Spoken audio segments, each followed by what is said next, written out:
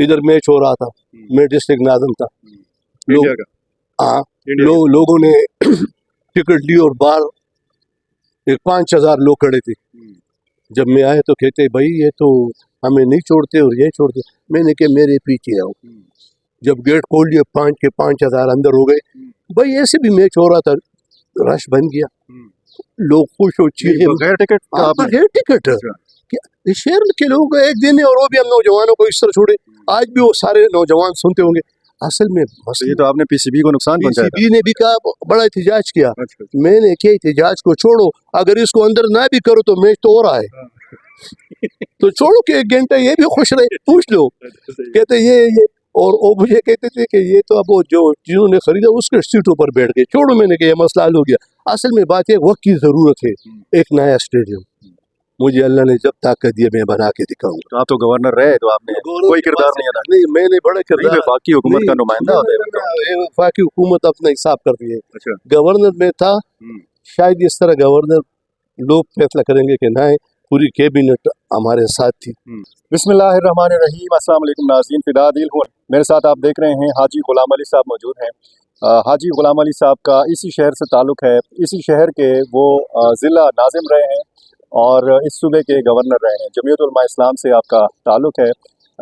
ایک حال ہی میں خیبر پختونخوا حکومت نے جو فیصلہ کیا ہے، پشاور کا جو ایک انٹرنیشنل معیار کا کرکٹ سٹیڈیم ہے، ارباب نیاز کرکٹ سٹیڈیم، اس کا نام تحریک انصاف کے بانی چیئرمین عمران خان کے نام سے منسوب کیا گیا ہے۔ اس حوالے سے شدید رد عمل پایا جاتا ہے۔ پشاور یا خیبر پختونخوا کی جو سیاسی جماعتیں ہیں یا جو سیاسی لیڈرز ہیں، انہوں نے آج پریس کانفرنس سے بھی خطاب کیا ہے۔ حاجی صاحب، کیا تحفظات ہیں، کیا مذائقہ ہے اگر اتنے بڑے کرکٹر کے نام پر ایک چھوٹے سے اسٹیڈیم کا نام رکھا جائے؟ بسم اللہ الرحمن الرحیم۔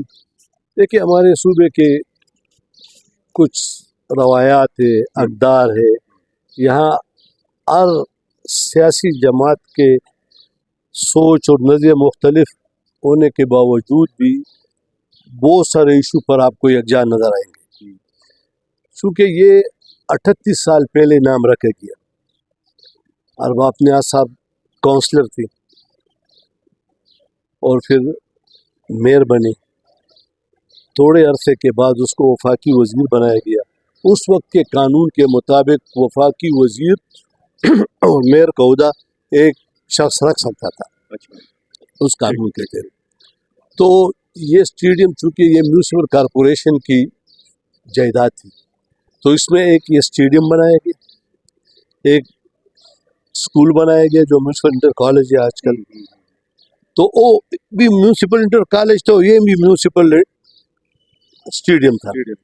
چونکہ ارباب صاحب وفات پا گئے، ہمارے معزز اراکین میں اس وقت خود بھی کونسلر تھا. اچھا، تو انہوں نے مناسب سمجھا کہ انہوں نے ان کے لیے خدمات ہے اور ان کا نام رکھا جائے. تو اس وقت جتنے بھی اسٹریٹ، سڑک، روڈ پہ نام رکھے جاتے تھے تو میونسپل کارپوریشن کے ہاؤس سے منظوری لینی ضروری تھی. وہ رکھ لیا گیا، کسی نے اس کا اختلاف نہیں کیا. اب 38 سال تھے. اب جس طرح آپ نے فرمایا کہ یہ انٹرنیشنل اسٹیڈیم ہے، میں کہتی ہوں انٹرنیشنل اسٹیڈیم ہے، لیکن شہر کا کوئی شخص موٹر سائیکل پر بھی جب پہنچ جائے، ٹریفک کی وجہ سے کوئی ادھر جا سکتا ہے. اس لیے ہم کہتے ہیں کہ اس صوبے کی جو روایات ہے، ہمارے صوبے کے ساتھ جو زیادتی ہو رہی ہے، ہمارے نوجوانوں کے ساتھ ہمارا جو نام دوسرے ملکوں میں اچھے اس کے ساتھ یاد نہیں کیا جاتا، اس کے لیے ضروری ہے کہ ہم اگر ویژن رکھنے والے ہوتے تو ہم نادرن بائی پاس پر جو کہ 200-300 فٹ کا روڈ بن گیا، اس پر 100-400 کنال کا اسٹیڈیم بناتے انٹرنیشنل، جس پہ اگر جس ملک کے بھی معزز کھلاڑی آتے تو یہ پشاور شہر کے نوجوانان، یہاں کے ہمارے دیگر لوگ ان کا شان استقبال کرتے، ہمارا نام ادھر روشن ہوتا. اب ادھر میں تو جب وہ آتے ہیں، میں خود میں آپ کو ایک واقعہ سنوں، میرے تو ہر واقعہ ایک تاریخ ہے.